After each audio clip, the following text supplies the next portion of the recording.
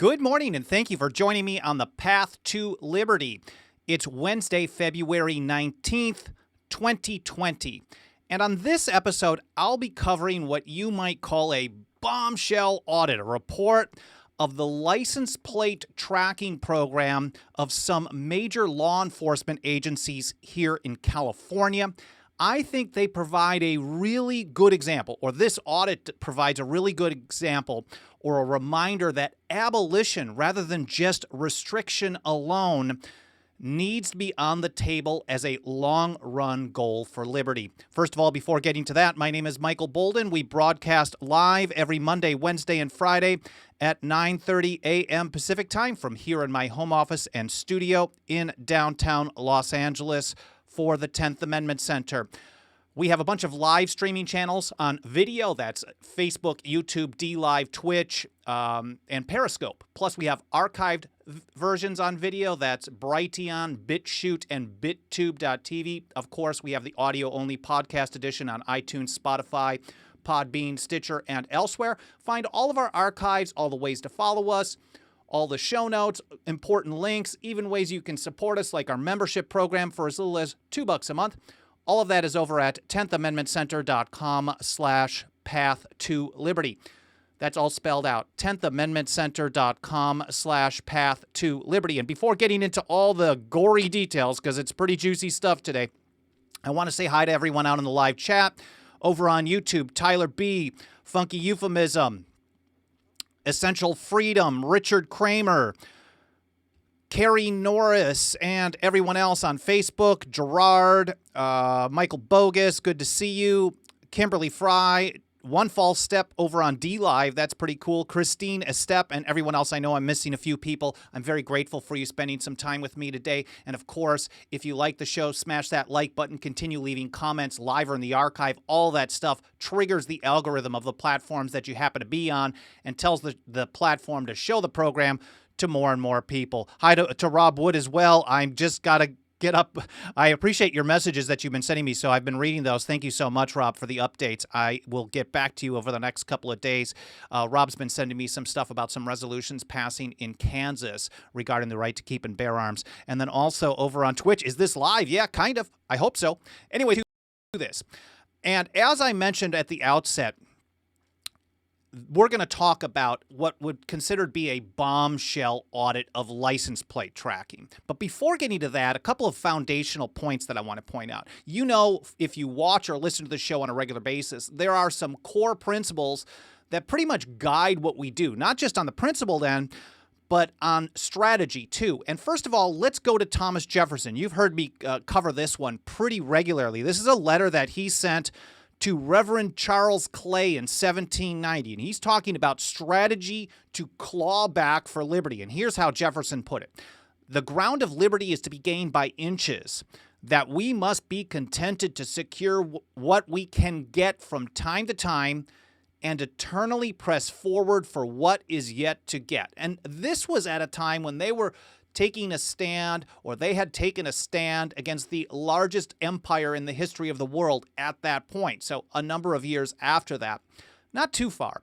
But here we are, and the government today, $23 trillion. Actually, if you count all the other stuff, it's way larger than that. But we live under the largest government in history. And to think that you're going to have some silver bullet that's going to bring it all to an end and we're going to live in a libertarian paradise is insane. So Jefferson's advice on clawing back, gaining liberty by inches, but never giving up the idea of something more than those inches is incredibly important. And he summed this up as well in a letter to James Madison, just the very day after his Kentucky resolutions of 1798 against the hated Alien and Sedition Acts passed in Kentucky. He drafted those in secret because, of course, they may have tried to arrest him at that point. But he sends this letter to James Madison, encouraging strong principles and more. He says, I enclose you a copy of the draft of the Kentucky Resolves. I think we should distinctly affirm all the important principles they contain so as to hold to that ground in the future. So, of course, he's talking about you have to have ultimate principles. You can't have some kind of mealy-mouth, half-assed garbage. You have to have good principles as your foundation. But then he goes on and talks about the strategy of it all. He says we can leave the matter in such a train as that we may not be committed absolutely to push the matter to extremities, and yet may be free to push as far as events will render prudent. So again, this is very consistent. What a surprise. Thomas Jefferson consistent not only on liberty, but on strategy on how to gain it. You get it by inches, but if you're only okay with the ground gained by inches, you're going to lose probably in the long run. So let's get to what's going on here. A quick overview of automated license plate readers, ALPRs. According to the EFF, these are high-speed computer-controlled camera systems that are typically mounted on street poles, street lights, highway overpasses, mobile trailers, or attached to police squad cars. They can also be put on things like drones, for example. And we know that through a software update, your standard old-school surveillance cameras can also be equipped with license plate identification and tracking tools. They go on.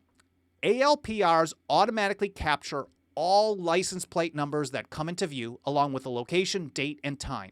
The data, which includes photographs of the vehicle and sometimes its driver and passengers, I think it's almost all the time now compared to when this was written, is then uploaded to a central server.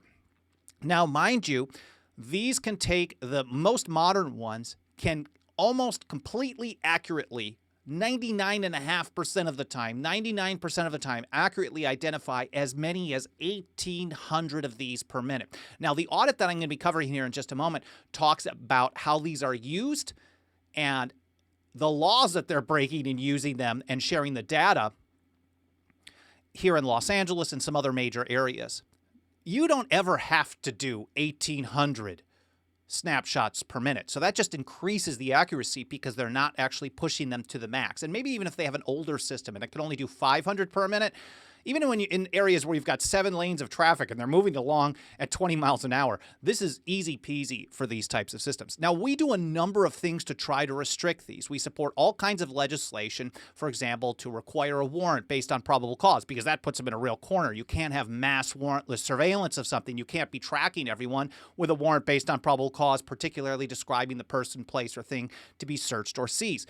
We also take efforts to, and this is again following Jefferson's advice, to gain the ground of liberty by inches. And these are real inches. Restrict their use. We ban the sharing of the data. We look to ban the retention of data. And I will give you guys a list. I'm going to have a link in the show notes as well of legislation that's passed restricting automated license plate readers around the country. But of course, even though some of these steps have been taken in California, the police are totally ignoring the laws that have been passed in 2015 and went into effect in 2016. Here last week at Motherboard by Vice, this report came out. California police have been illegally sharing license plate reader data. A major audit found that California cops shared data on the movements of millions of drivers without having policies in place, disregarding state law. And in many situations, we find this all over the place. Unless you catch them and put them in a total corner where it's so embarrassing to them for the general public, law enforcement just does what it wants. We saw this, for example, in restrictions on asset forfeiture in New Mexico a few years ago. I think they passed a ban on civil asset forfeiture around 2015 or so, but the Albuquerque Police Department just kept doing it anyways until they were forced to shut down. But it was they may be still trying to do end runs around that today. I'm assuming they probably are, but it takes a lot of work to basically box them in and expose to the general public, many of who believe that these people, these agencies are just here to protect us. But it's a lie. They're there to spy on us and to rip us off in most of these situations. So this major audit, here's how they put it. Some of California's largest police departments have been collecting millions of images of driver's license plates and sharing them with entities around the country. It's not that they're just collecting it, but they're passing along to everyone around the country. So all the law enforcement agencies around the country can have a record and create a profile of your travel habits. Now, mind you, this information Could be whether you're in a rental car, an Uber, you're visiting from out of state, you're a local, you're traveling elsewhere. This stuff can be used. And the more that they build these type of algorithms, the smarter they get. And the better they get at predicting the type of behavior that you may have. Where you go, who you associate, what kind of political rallies you go to, what kind of church you go to, what kind of stores you go to, what park you go to. All this stuff ends up getting tagged. So they go on. It says this is being done without having necessary security policies in place in violation of state law, according to a newly released state audit. It's amazing that there's somebody working for the state, for the government, that's pointing out that another part of the government is really doing things wrong. Of course, and here's what they say, police have touted the technology as necessary for enforcing parking and basic municipal laws, and as a vital tool in child abduction cases and other high-profile investigations. And of course, that's what government always does. They tell you that what they're doing is needed to protect you. It's needed to go after bad guys. It's needed to establish order. But when you look at it, and you look at the real numbers that we get from the audit here, it gives a much different picture. For example, LAPD, which I think is an illegal army in many ways here in Los Angeles, LAPD, for example, has collected more than 320 million images over the last several years. Only 400,000 of those generated immediate matches to cars of interest. So people who are under suspicion of criminal activity or violating a code. Now, mind you, because they're using it to enforce parking rules, these aren't even the 400,000 that are matching. I would say if you broke these down, my assumption, and I don't have details on this, my assumption is a vast majority of this is for parking of those 400,000, and even a smaller percentage is for violent felons, people who are a danger to society, for example. They say only 400 of these generated immediate matches to cars of interest, but the remaining 99.9% of the images, which can be used to track people's movement across the city, stay stored in a department database for more than 5 years, according to the audit. And years ago, when I first started looking into this, my understanding was that at least fast-track cameras here in California and in some other states, they have these passes where you can go into special lanes if you pay extra money on these supposedly public highways, whatever you want to call them, and you get a transponder, and these take pictures of license plates. And from my understanding at that time, they were storing them basically forever, for decades. So you can build this profile of where people are traveling. And it doesn't take a really, really crazy person to understand how some dangerous government people, and maybe that's an oxymoron, or that's redundant. It's not an oxymoron, it's redundant. Dangerous government people are going to use this against you. Going a little bit further here, this is directly from the report itself, and they talk about how this is used, or the laws that's being broken. Effective in 2016, the California legislature addressed privacy with respect to ALPR systems through Senate Bill 34, passed in 2015. It went into effect January 1st, 2016. It established requirements for these systems, including requiring detailed usage and privacy policies that describe the system's purpose, who may use it, how the agency will share the data, how the agency will protect and monitor the system, and how long the agency will keep the data. Yet the agencies we reviewed have not implemented all the requirements in that law. They're being very diplomatic in this report because I think it's far more damning. They say none of the four agencies, the four major agencies, Los Angeles, Sacramento, I forget the other one, none of the major agencies have an ALPR policy that contains all of the required information. Here it is, 4 years later, and none of them are following the rule. Oh, haven't gotten around to that yet. Sorry, guys. Been a little bit busy cracking heads out on the street. I mean, if you're talking about LAPD. In fact, Los Angeles has not developed an ALPR policy at all. The other three agencies did not completely or clearly specify who has system access, who has system oversight, or how to destroy ALPR data. Their poorly developed and incomplete policies contributed to the agency's failure to implement programs that reflect the privacy principles in SB 34. This may sound like a bunch of mumbo-jumbo, but basically there are restrictions on how they capture, use, and share the data. They go beyond this. They say they contain data beyond license plate images. For example, we found that Sacramento and Los Angeles are adding names, addresses, dates of birth, and criminal charges to their ALPR system, which are then stored in those systems. So we know they are actively taking this information, not just tracking by license plate, but they're going in and manually, or maybe they've got a system because it's hundreds of millions. I'm not sure how they do it, but they're somehow tagging people's personal identification in with the location of where it is. We were told, of course, as we've been warning people, they're going to use this to build profiles on people. No. You're wearing a tinfoil hat, Bolden. There's no way. Yes, we agree that they shouldn't be tracking people, but it's not going to get dystopian like that. I mean, you've been reading too much Orwell. This is nuts. But we know for a fact, and if they're doing it here in California, I guarantee just about everywhere else this is happening, this is what's going on. Because they all come from the same manufacturers, and the manufacturers teach them how to use this stuff. So Vigilant Solution, whatever company is providing the equipment, or whether it's from a grant program from the Department of Justice or the FBI, something like that, they all go through the same training programs on what these things are capable of.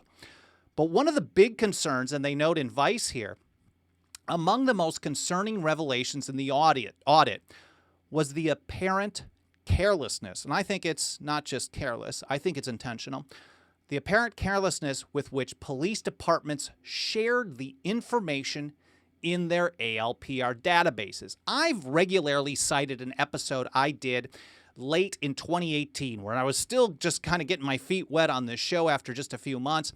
The episode is titled 2.5 Billion, Surveillance State Goes Wild. This was an episode covering a report from Electronic Frontier Foundation and Muckrock, where they did Freedom of Information Act requests from 200 of the largest law enforcement, not necessarily largest, that's probably misspoken, but they got information from 200 law enforcement agencies around the country. They got denied on a bunch of them too. So 200 doesn't cover it all. We know there's like 230 here in California alone. So 200 is pretty significant. But we found from just those 200 law enforcement agencies that they got data from on automated license plate readers, that they collected 2.5 billion scans of the location of people's license plates. And in that report, we learned that 99.5% of them were never even suspected of criminal activity. It's even worse here in Los Angeles, where it's 99.9%, because your average person is not a criminal. So to track every single person on where they're going, what they're doing, is not a criminal. This is not police work at all. If you're a good cop and you're trying to catch bad guys, this is 100% guaranteed not the way to go about doing it. It doesn't, the mounds of data makes it almost impossible. That's why I believe what they're doing is far more nefarious. But in that episode, I talked about in pretty much detail how the data collected in any location is shared through two tools. Information sharing environment, that's called ISE. This is a federal program created through the Patriot Act post 9/11. And basically what it does is facilitates data sharing between state, local, and federal agencies. So when they collect those 320 million license plate scans here in Los Angeles, this stuff gets fed through ISE or through a fusion center, basically the same system, and it gets accessed by anyone everywhere. So LAPD gets shared with Boise. Boise gets shared with Austin. Austin gets shared with the FBI. FBI gets shared with the DEA and the DHS. And then back to New York and Los Angeles and Portland, everywhere. Basically, everyone has access. And we don't have a federal structure when it comes to surveillance and police work. It really is a national occupying kind of police army around the country, because there is no difference There is no difference. Now, there may be some enforcement discretion in each area, but when you get down to it, surveillance happening in Los Angeles is also surveillance happening in Portland, Maine, really, when you play it out like this. So $2.5 billion. And I urge you, I will link to that in the show notes to this episode at 10thamendmentcenter.com/path to liberty. Going a little further, from the audit here in California, 3 of the agencies, they say, share their images with hundreds of entities across the U.S. What a surprise. We knew that here. Those of you who've been with me on this show all along, you've known this. And even if you've only joined recently, I've covered this many times here when I talk about surveillance. But they've been sharing this with hundreds of entities around the U.S. But they could not provide evidence that they had determined whether those entities have a right or a need to access the images. And here from the PDF again. State law allows law enforcement agencies to share ALPR images only with public agencies. That's probably a little too broad. And it requires such sharing to be consistent with respect for individuals' privacy. 3 of the reviewed agencies share their ALPR images widely using features in the ALPR system that enables convenient sharing of images with minimal effort. Basically, you have this option, the short version. You get the images maybe by day, by week, or automatically upload to ISC or Fusion Center, and it's in the national network. Fresno and Marin have each arranged to share their ALPR images with hundreds of entities, and Sacramento with over 1,000 entities across the United States. Over 1,000 from Sacramento alone. Can you imagine how bad LAPD is? However, we did not find evidence that the agencies have always determined whether an entity receiving shared images had a right and a need to access them, or even that the entity was a public agency. This, in a way, because it comes from a government-based auditor, suggests that public agency is better to share with or less bad. I think that's nonsense. We are concerned that unless an agency conducts verifying research, it will not know who is actually using the ALPR images and for what purpose. And that's the goal of the entire sharing network. That's the goal of information sharing environment. That's the goal of these fusion centers. That's the goal of the national surveillance state, the NSA, the DEA, the DHS, the FBI, and all your local law enforcement agencies all working together as one giant blob. They don't even know. I mean, maybe they do. But here's an example of how stupid they are. Some entities on the share list, this is back at vice.com, some of the entities on the share list were identified only by initials, according to the audit. And 3 California departments were all sharing data with an entity listed as the Missouri Police Chief Association, which is a private advocacy group, not a law enforcement agency. I mean, let's say they were sharing with that and it wasn't a typo, which it was. It's still bad. Vigilant Solutions, the company that provided ALPR technology to those departments, later told auditors that the Missouri Police Chiefs Association was actually the Missouri State Highway Patrol, but the California departments had apparently not noted the difference. I don't know. Missouri needs to know where 320 million people or 320 million license plate scans with facial recognition and the passenger. They need to know where everyone is in Southern California. Now, before you go thinking, oh, I'm just not going to travel to California and visit you, Bolden, and maybe you should, maybe you shouldn't, whatever.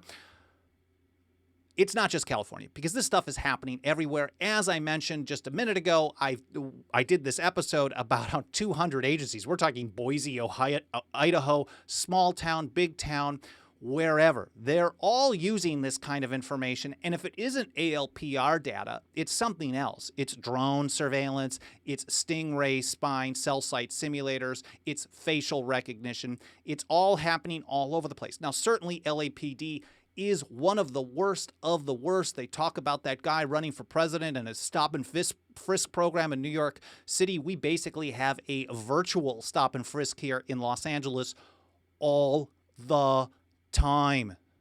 All the time. It's really bad. Anyways, so they're sharing this information. They don't even know who it's going to.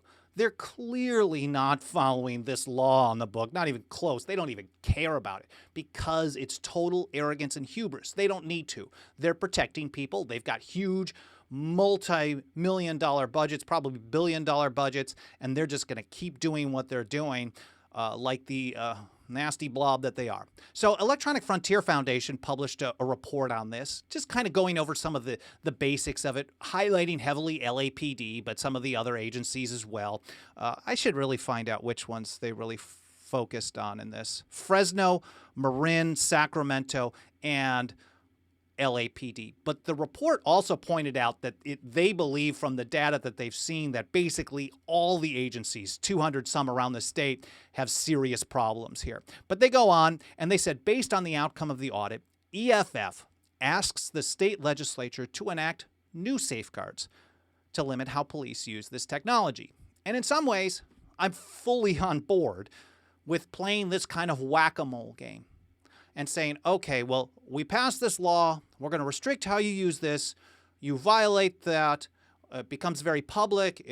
There's a lot of notice of it around the state. It's been covered even in some of the newspapers and stuff that would probably be very pro-surveillance, as, wow, can't believe this is happening. Surprise, surprise. I mean, those of us who understand how this all plays out, we all expect this type of thing to happen. You pass something restricting how they do things, you give them small loopholes, and they're going to go absolutely ape with it, which is obvious here.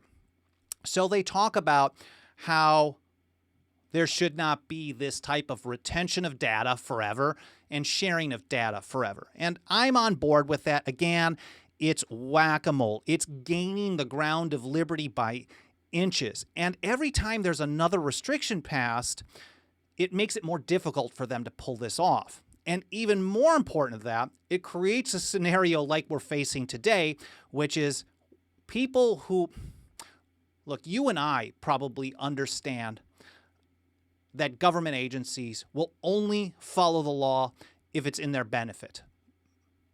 They're not going to follow restrictions on their power voluntarily. But most people don't actually believe that, especially when it comes to law enforcement. They really believe that law enforcement is protecting and serving the community. And this is a great teaching moment for people, at least here in Los Angeles, although there's not a lot of LAPD lovers here. But maybe for people around the country, look, if LAPD can do this, here's a giant police agency, maybe your own law enforcement agency is doing the same type of thing. They can't be trusted, and here's a great example. So going a little further here, here's a list of, this is from the ncsl.org, the National Council on State Legislatures, I think the name of it. They've basically been tracking laws passed in states around the country to put some kind of restriction on automated license plate readers. That link will be in the show notes. So there's Arkansas, California, Colorado, Florida, Maine, et cetera, et cetera. There's not a lot of them, maybe about 12, 13, 14 of them. The most restrictive is in New Hampshire, first passed in 2007. It restricts the use of ALPRs to local, county, and state law enforcement officers who shall only use the devices subject to specified conditions and limitations for the specified purposes, blah, blah, blah. They go on. It says, provides that the records of number plates read shall not be recorded or transmitted anywhere and shall be purged from the system within 3 minutes of their capture, unless the number resulted in an arrest, a citation, or protective custody, or identified a vehicle that was the subject of a missing person or a wanted person broadcast. So they're just saying, look, we're going to go through collecting everyone's license plates, and the ones that don't ping a match, we have to delete them all. Still, I would say this is mass warrantless surveillance, and under the state constitution, I would say this is totally illegal to do even here. But again, we're talking about gaining the ground of liberty by inches. We don't want to validate that this is okay. And I think I've probably not done a good job of pointing that out. And as an organization here at TAC, we have not done a good job. I got to figure out how to be better at this. Because even allowing them to do that, I think, is a violation of Article 19, the Bill of Rights of the New Hampshire Constitution. This is old school, 1784 and 1792. Every subject hath a right to be secure from all unreasonable searches and seizures of his persons, his houses, his papers, and all his possessions.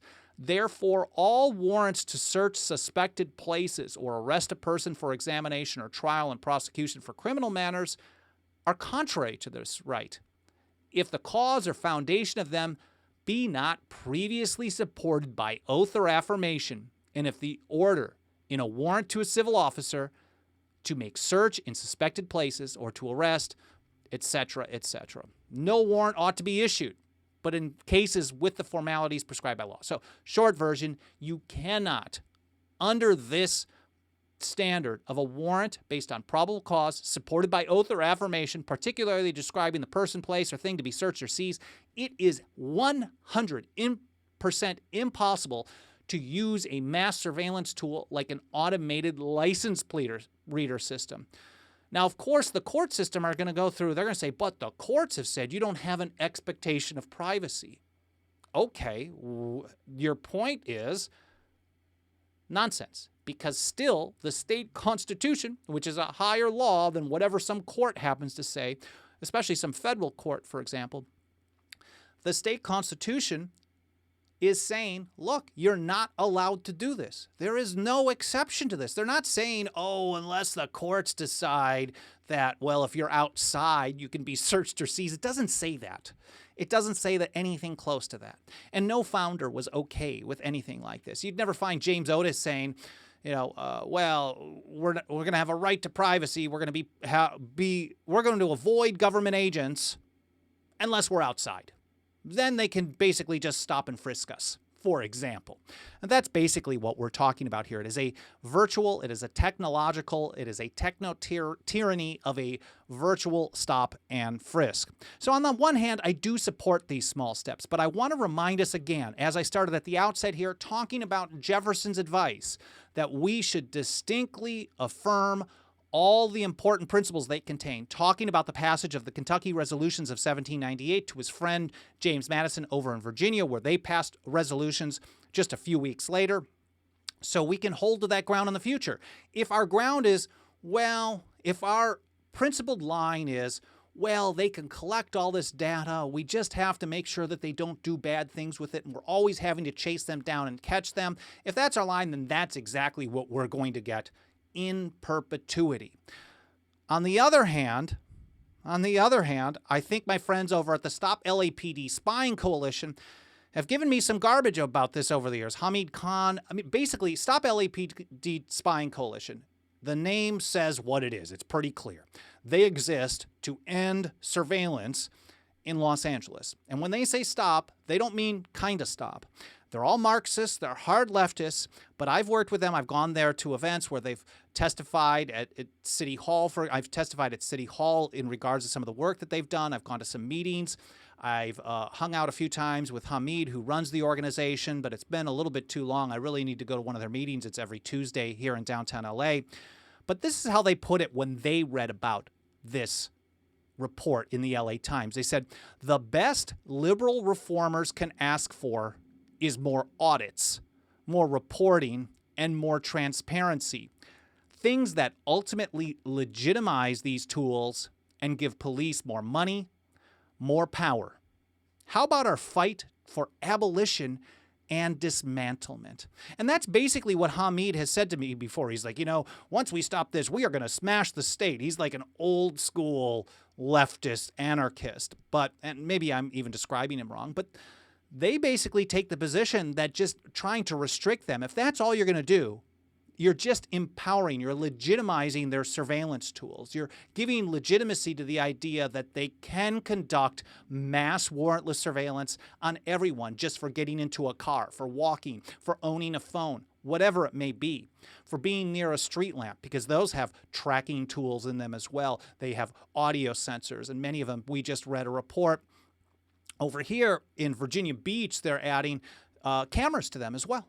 So they take a really hardcore stand. On the one hand, I'm fully on board with this, and I know that myself, my organization needs to get better in pointing out that in the long run, if all you're doing is looking for some small restrictions in the long run, they're not going to follow that. But it can be a tool to educate people, because every time they don't follow it in a big way like this, more and more people lose trust in the organization that is violating the law in the hands. They all count on us to follow the law. They'd smash our heads. I was told by a cop a few years ago here in LA, Well, I was getting a little smarmy. This is a motorcycle cop who I was in the car with my buddy.